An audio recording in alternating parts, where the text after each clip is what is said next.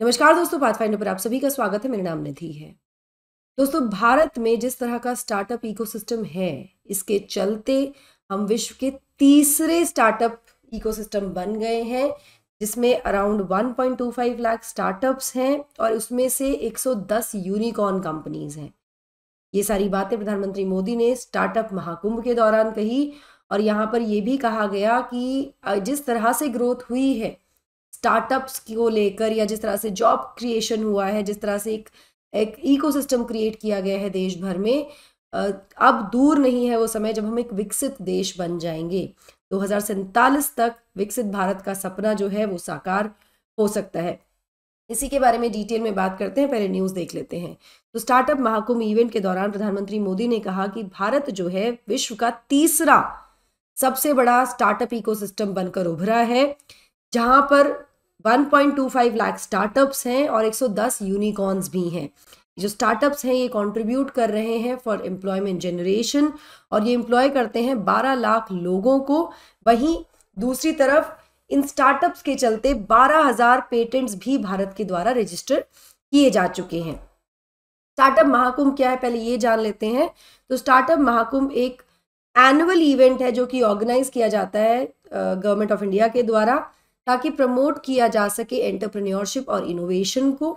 जैसे कि हम सभी जानते हैं, मेक इन इंडिया जैसी जो प्रोग्राम्स हैं उसको भी ये सरकार लेकर आई थी और इसी के चलते जॉब सीकर से जॉब गिवर्स बनने तक का सफर भारत ने देखा है, जहां पर बहुत सारे लोगों ने अपने इनोवेटिव आइडियाज के जरिए स्टार्टअप्स वो लेकर आए हैं और वो बहुत कामयाब भी हुए हैं। जैसे कि हम देख भी पा रहे हैं 110 यूनिकॉर्न कंपनीज हैं फिलहाल भारत के पास। नाउ ये जो बेसिकली स्टार्टअप महाकुंभ है, ये एक प्लेटफॉर्म है सभी स्टार्टअप्स के लिए, ताकि वो शोकेस कर सके अपने प्रोडक्ट्स को, वो इन्वेस्टर्स के साथ कनेक्ट कर सके और कहीं ना कहीं वो एक्सेस कर सकते हैं फंडिंग को और मेंटोरशिप अपॉर्चुनिटीज को। तो बेसिकली एक तरह से एक ऐसी जगह जहां पर जो भी स्टार्टअप के लिए आवश्यक चीजें हैं, चाहे वो मेंटोरशिप हो, चाहे वो फंडिंग हो, उन सबकी अवेलेबिलिटी होती है अंडर वन रूफ। ये जो इवेंट है ये साथ लाता है सभी स्टार्टअप्स को, इन्वेस्टर्स को, एक्सेलरेटर्स को, इंक्यूबेटर्स को और स्टेक होल्डर्स को इन दी स्टार्टअप इकोसिस्टम। तो एक ही रूफ के नीचे सभी लोग इकट्ठा होते हैं और यहाँ पर एक्सचेंज होता है of the ideas, innovations, investors यहाँ पर मिलते हैं, आइडियाज यहाँ पर शेयर किए जाते हैं और इस तरह से ये इकोसिस्टम ग्रो कर रहा है। ये अलग अलग सिटीज़ में किया जाता है अक्रॉस इंडिया और इसमें कुछ मतलब कीनोट स्पीचेस होती हैं, वर्कशॉप होती हैं, पिचेस कंपटीशन होते हैं जहां पर आप पिच करते हैं अपने स्टार्टअप के लिए टू अट्रैक्ट इन्वेस्टमेंट, और साथ में यहाँ पर कुछ नेटवर्किंग सेशंस भी कंडक्ट किए जाते हैं। इसके बारे में और ज़्यादा बात करेंगे, किस तरह से ये ग्रो हुआ है, स्टार्टअप में महिलाओं की क्या भूमिका रही है, इन सब चीज़ों के बारे में बात करेंगे दोस्तों। बट बिफोर मूविंग फॉरवर्ड, ये मेरा छोटा सा इंट्रोडक्शन है। This is my Telegram channel जहाँ पर आप मुझे फॉलो कर सकते हैं मेरी सभी क्लास की अपडेट शेड्यूल्स और पीडीएफ्स के लिए। हमारे नए कोर्सेज जो है 29 मार्च से शुरू हो जाएंगे हमारे ऑफलाइन सेंटर्स में। दिल्ली में हमारे ऑफलाइन सेंटर्स मुखर्जी नगर, राजेंद्र नगर में है। वहीं यूपी में प्रयागराज में एक सेंटर है हमारा, जहाँ पर आप सेंटर विजिट कर सकते हैं, सभी कोर्सेज के बारे में जानकारी ले सकते हैं। और अगर आप मेरा कोड यूज़ करते हैं जो कि आपको डिस्क्रिप्शन बॉक्स में मिल जाएगा, या फिर एक लिंक दिया गया उसको आप फॉर्म को फिल करते हैं, तो भी you will get to know about it. वहाँ पर आपको एजुकेटर नेम में निधि ढाका ये नाम यूज़ करना है। एजुकेटर नेम आपसे पूछा जाएगा तो आपको 35% तक का डिस्काउंट भी यहाँ मिल जाएगा दोस्तों। तो अभी जाइए, सेंटर विजिट कीजिए। किसी भी जानकारी के लिए इस नंबर पर आप कॉल कर सकते हैं, मुझे टेलीग्राम पर भी आप मैसेज ड्रॉप कर सकते हैं। साथ ही कैप्सूल कोर्स हम आपके लिए लेकर आए हैं प्रीलिम्स 2024 को ध्यान में रखते हुए। जैसा कि आप जानते हैं प्रीलिम्स आपका 16 जून को हो गया है अब शिफ्ट, तो आपको कुछ एडिशनल टाइम मिल गया है अपनी तैयारी करने के लिए। तो इस कोर्स को ज्वाइन करना बिल्कुल मत भूलिए, जहाँ पर आपकी 60 घंटे की क्लासेस होंगी, 24 से 25 लेक्चर्स होंगे और ये दोनों ही मॉड्यूल ऑफलाइन ऑनलाइन मॉड्यूल में अवेलेबल है, जहाँ पर हमारे टॉप फैकल्टीज अनिरुद्ध सर और चंद्रमौली सर आपको यहाँ पर पूरे साल भर का करंट अफेयर कराएंगे, फोकसिंग ऑन योर प्रीलिम्स 24। चलिए, कोई और जानकारी के लिए आप जो हमारा एड्रेस है उस पर जा सकते हैं या फिर नीचे दिए गए नंबर्स पर कॉल भी कर सकते हैं। तो स्टार्टअप महाकुंभ है, इसको ऑर्गेनाइज किया गया है in collaboration with various entities, जिसमें कि ASSOCHAM, NASSCOM, bootstrap incubation and advisory foundation, TIE, और इसी के साथ Indian venture and alternate capital association IVCA, along with the support of DPIIT जो हमारी मिनिस्ट्री है, IT मिनिस्ट्री, उसका स्टार्टअप हब जो है MSH और इन्वेस्ट इंडिया, ये सभी साथ में मिलकर इस कोलैबोरेशन के साथ स्टार्टअप महाकुंभ को ऑर्गेनाइज किया जाता है by the government of India. अगर हम यहाँ पर देखें states with the highest number of startups, तो यहाँ सबसे पहले नंबर पर आपको दिख जाएगा महाराष्ट्र, फिर है Karnataka, then comes Delhi, UP, so and so forth. These दीज आर द स्टेट जहाँ पर स्टार्टअप्स बहुत ज़्यादा देखे गए हैं। ठीक है ना। यहाँ पर प्रधानमंत्री मोदी ने इस जो महाकुंभ हुआ इसमें ना केवल स्टार्टअप्स के इकोसिस्टम की बात की, उसकी ग्रोथ की बात की, बल्कि उन्होंने एआई को लेकर भी बात की, जहां पर उन्होंने कहा कि एआई में भारत का समय आ चुका है, जिसमें उन्होंने कहा कि दुनिया अब ये जानती है कि India has upper hand when it comes to AI because of technology. हमारा we are at upper hand.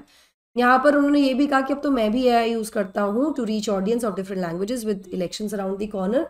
And he also mentioned कि अब वो तमिल और तेलुगु ऑडियंस तक भी रीच कर गए हैं, रीच उनकी बढ़ गई है with the help of the AI. तो how AI is evolving, how AI is helping in if we talk about the positives of AI.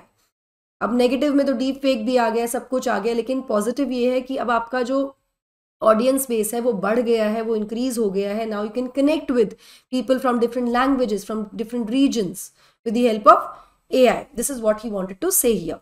Now इसके अलावा अगर हम विमेन लेड डेवलपमेंट की बात करें तो यहाँ पर भी इंडियन स्टार्टअप्स में महिलाएं लीड कर रही हैं with more than 45% of Indian startups जिनको महिलाएं लीड कर रही हैं, जो कि बताया गया how the daughters of this country, मतलब किस तरह से महिलाएं जो है वो आगे बढ़ रही हैं और एक बहुत इंपॉर्टेंट रोल प्ले कर रही है nation building after the technological empowerment. यहाँ पर मैं आपको बता दूं कि भारत ने डेमोक्रेटाइज किया है टेक्नोलॉजी को, और इसी वजह से अब हैव्स और हैव नॉट जैसी थ्योरी देश में काम नहीं करती है। जिसके पास है, जिसके पास नहीं है, वो खत्म हो गया है। नाउ टेक्नोलॉजी को का डेमोक्रेटाइजेशन हो चुका है, जिसमें कैपेबिलिटीज हैं, जिसमें क्षमताएं हैं, वो आगे बढ़कर आएगा और काम करेगा। ये जो ग्रोथ है ये केवल मेट्रोज तक सीमित नहीं है, ये अब एक सोशल कल्चर के रूप में बनकर उभरी है, जहां पर यंग एंटरप्रेन्योर जो है वो अपने इनोवेशंस के साथ छोटी छोटी शहरों से भी निकलकर आगे बढ़ रहे हैं। अब सिर्फ कुछ गिने चुने शहर नहीं बच गए हैं, बहुत सारे छोटे छोटे शहरों से भी इस तरह के इनोवेटिव आइडियाज निकल कर आते हैं जहां पर ये आगे बढ़ते हुए दिख रहा है। ना अगर women lead startups and unicorns की बात करें तो 2017 में जहां स्टार्टअप्स केवल 6000 थे, महिलाओं के उसमें अगर हम बात करें तो यहाँ पर सिर्फ 10% महिलाओं का कंट्रीब्यूशन था। वहीं 2022 में 18% महिला लेड स्टार्टअप्स देखने को मिले। यूनिकॉर्न्स की बात करें तो जहां 2013 में केवल 8% फीमेल लेड थे, वहीं 2022 तक आते आते 17% विमेन लेड स्टार्टअप्स आ गए। मतलब डबल की ग्रोथ देखने को मिल रही है, लगभग डबल की ग्रोथ है, डबल से ज्यादा ही है यहाँ तो यूनिकॉर्न्स में। तो अगर स्टार्टअप फंडिंग की हम बात करें तो 11% फंडिंग महिलाओं को मिली थी, वहीं 2022 में बढ़कर ये 18% फंडिंग हुई है टू विमेन लेड स्टार्टअप्स। तो ये काफी पॉजिटिव चेंज देखने को मिला है in terms of women development, in terms of women empowerment also in the startup ecosystem and unicorns also. चलिए अगर 31 दिसंबर 2023 तक की बात करें तो अप्रोक्सीमेटली फिलहाल देश में 1,17,254 स्टार्टअप्स हैं जो कि रिकॉग्नाइज किए गए हैं by the department of promotion of industries and internal trade which is DPIIT। ठीक है, जिसमें कि 110 यूनिकॉर्न्स भी हैं। कलेक्टिवली ये जो स्टार्टअप्स हैं, मतलब ये जो 1.25 लाख स्टार्टअप्स हैं, ये कंट्रीब्यूट करते हैं in the creation of 1.24 million jobs in the country, जो कि कहीं ना कहीं हमारी इकोनॉमी को बहुत ज़्यादा प्रभावित भी करता है, इम्पैक्ट करता है in a positive manner. DPIIT recognise startups की हम बात करें तो वो एलिजिबल होते हैं अलग अलग इंसेंटिव्स के लिए अंडर मल्टीपल स्कीम्स, जैसे कि fund of funds for startup scheme या startup India seed fund scheme या credit guarantee scheme for startups etcetera. तो ये जो भी रिकॉग्नाइज्ड होते हैं DPIIT के द्वारा, उनको इस सारी इंसेंटिव्स का बेनिफिट मिलता है, वो एलिजिबल होते हैं यहाँ से इंसेंटिव्स लेने के लिए, मतलब सरकारी मदद यहाँ मिलती है। अगर हम startup India seed fund scheme की बात करें तो ये स्कीम जो है इसको अप्रूव किया गया था 4 साल के पीरियड के लिए, जो कि शुरू हुआ था फाइनेंशियल ईयर 2022 में with a budget of 945 crore. और इसका उद्देश्य क्या था? इसका उद्देश्य है to provide financial support to the startups for proof of concept, prototype development, products testing, market entry, commercialisation. तो मतलब सरकार भी इसमें एक्टिवली पार्टिसिपेट कर रही है, कंट्रीब्यूट कर रही है through various schemes and policies that the government has brought in the picture in past few years.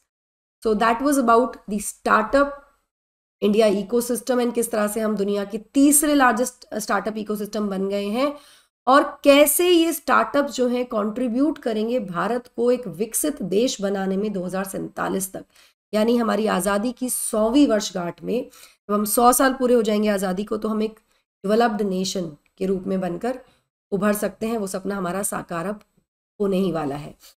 चलिए दोस्तों, strategy to crack UPSC prelims 2024 इस संबंध में पॉडकास्ट सीरीज हमारी चल रही है, जो कि जिसका लिंक आपको डिस्क्रिप्शन बॉक्स में मिल जाएगा। ये सीरीज आप देख सकते हैं, जिससे आपके सभी डाउट्स, कंफ्यूजन्स, क्वेरीज जो है वो क्लियर हो जाएंगी with respect to the strategy for your prelims 2024। अभी जाइए, लिंक क्लिक कीजिए और ये सीरीज देखिए और अपने डाउट्स को क्लियर कीजिए। So that will be all from my side. I hope you like the session. Do not forget to like, share and subscribe to the channel, and also hit the bell icon so that you get notifications about the latest update. Thank you so much. God bless. Take care. Bye-bye.